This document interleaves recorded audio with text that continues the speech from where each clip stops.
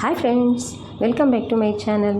ಇವತ್ತಿನ ವಿಡಿಯೋದಲ್ಲಿ ನಾನು ಈಸಿಯಾಗಿ ಟೇಸ್ಟಿಯಾಗಿ ಇನ್ಸ್ಟೆಂಟಾಗಿ ಮಾವಿನಕಾಯಿ ಉಪ್ಪಿನಕಾಯಿನ ಯಾವ ರೀತಿ ಮಾಡೋದು ಅಂತ ತೋರಿಸ್ತಾ ಇದ್ದೀನಿ. ನಾನು ಇಲ್ಲೊಂದು ಬಾಣಲೆ ಇಟ್ಕೊಂಡು ಅದಕ್ಕೆ ಅರ್ಧ ಸ್ಪೂನಷ್ಟು ಮೆಂತ್ಯ, 1 ಸ್ಪೂನಷ್ಟು ಜೀರಿಗೆ, 1 ಸ್ಪೂನಷ್ಟು ಸಾಸಿವೆ, 1 ಸ್ಪೂನಷ್ಟು ಸೋಂಪು ಕಾಳನ್ನ ಹಾಕ್ಕೊಂಡು ಇದನ್ನು ಫ್ರೈ ಮಾಡ್ಕೊಳ್ತಾ ಇದ್ದೀನಿ. ಇದನ್ನು ನಾವು ಡ್ರೈ ಆಗಿ ಫ್ರೈ ಮಾಡ್ಕೊಳ್ಬೇಕು. ಈ ರೀತಿಯಾಗಿ ಚೆನ್ನಾಗಿ ಫ್ರೈ ಆದ ನಂತರ ಅದನ್ನು ತೆಗೆದು ನಾವು ಒಂದು ಪ್ಲೇಟ್ಗೆ ಹಾಕಿ ಆರ್ಲಿಕ್ಕೆ ಬಿಡಬೇಕಾಗತ್ತೆ. ಈಗ ಅದಕ್ಕೆ ಅದೇ ಬಾಣಲೆಗೆ ನಾನು ಒಂದು 4ರಿಂದ 5 ಬ್ಯಾಡಗಿ ಮೆಣಸಿನಕಾಯಿನ ಹಾಕ್ಕೊಂಡು ಈ ರೀತಿ ಫ್ರೈ ಮಾಡ್ಕೊಳ್ತಾ ಇದ್ದೀನಿ. ಇವೆಲ್ಲವೂ ಕೂಡ ಆರಿದ ನಂತರ ನಾನು ಅದನ್ನು ಒಂದು ಮಿಕ್ಸಿ ಜಾರ್ಗೆ ಹಾಕ್ಕೊಂಡು ಈ ರೀತಿ ಡ್ರೈ ಆಗಿ ಪೌಡ್ರ್ ಮಾಡ್ಕೊಂಡು ತಂದಿಟ್ಕೊಳ್ತೀನಿ. ಇದನ್ನು ನಾವು ಸೈಡಿಗೆ ಎತ್ತಿಟ್ಕೊಂಡ್ಬಿಡೋಣ. ನೋಡಿ, ಇಷ್ಟಾದರೆ ಸಾಕಾಗುತ್ತೆ. ಈಗ ಈ ಕಡೆ ನಾನು ಒಂದು 2 ಮಾವಿನಕಾಯಿನ ತೊಗೊಂಡಿದ್ದೀನಿ. ಇವನ್ನ ಈ ರೀತಿಯಾಗಿ ಕಟ್ ಮಾಡ್ಕೊಳ್ತಾ ಇದ್ದೀನಿ.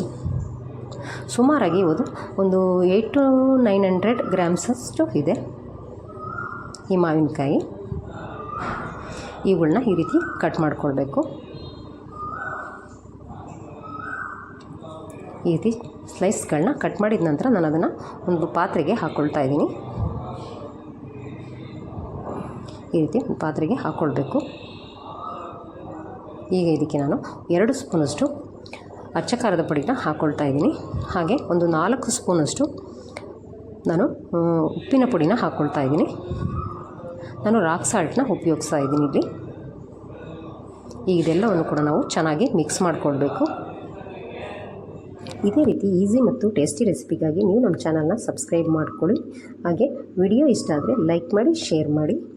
ಈ ನಮ್ಮ ಚಾನಲ್ನ ಸಪೋರ್ಟ್ ಮಾಡ್ತಾಯಿರಿ. ಈ ರೀತಿ ನಾವು ಮಿಕ್ಸ್ ಮಾಡಿದ ನಂತರ ಅದನ್ನು ಸೈಡಿಗೆ ಎತ್ತಿಟ್ಕೊಂಡು ಇಲ್ಲಿ 250 ml ಅಷ್ಟು ಸಾಸಿವೆ ಎಣ್ಣೆನ ಹಾಕ್ಕೊಳ್ತಾ ಇದ್ದೀನಿ. ನಾವು ಸಾಸಿವೆ ಎಣ್ಣೆನ ಹಾಕ್ಕೊಳ್ಳೋದ್ರಿಂದ ಉಪ್ಪಿನಕಾಯಿ ತುಂಬ ಟೇಸ್ಟಿಯಾಗಿ ಬರುತ್ತೆ. ಈಗ ಅದಕ್ಕೆ 1 ಸ್ಪೂನಷ್ಟು ಸಾಸಿವೆ, ಅರ್ಧ ಸ್ಪೂನಷ್ಟು ಹಿಂಗು ಹಾಗೂ ಸ್ವಲ್ಪ ಕರಿಬೇವಿನ ಸೊಪ್ಪನ್ನು ಕೂಡ ಹಾಕ್ಕೊಂಡು ಇದನ್ನು ಫ್ರೈ ಮಾಡ್ಕೊಳ್ತಾ ಇದ್ದೀನಿ.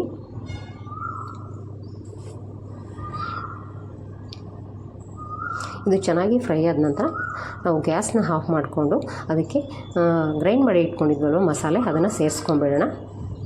ಇದೆಲ್ಲವನ್ನು ನಾವು ಸೇರಿಸಿ ಮಿಕ್ಸ್ ಮಾಡಿಕೊಳ್ಬೇಕು ಚೆನ್ನಾಗಿ. ಇದೆಲ್ಲ ಮಿಕ್ಸ್ ಆದ ನಂತರ ನಾವು ಕಟ್ ಮಾಡಿ ಇಟ್ಕೊಂಡಿದ್ವಲ್ವ ಮಾವಿನಕಾಯಿ ಪೀಸ್ಗಳು, ಅದನ್ನು ಹಾಕ್ಕೊಂಬಿಡೋಣ.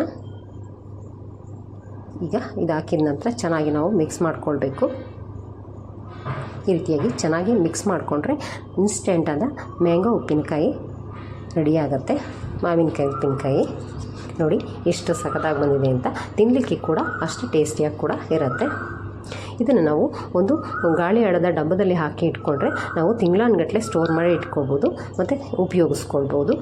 ನೋಡಿ ಎಷ್ಟು ಸಖತ್ತಾಗಿ ಬಂದಿದೆ ಅಂತ. Thank you for watching. Bye friends.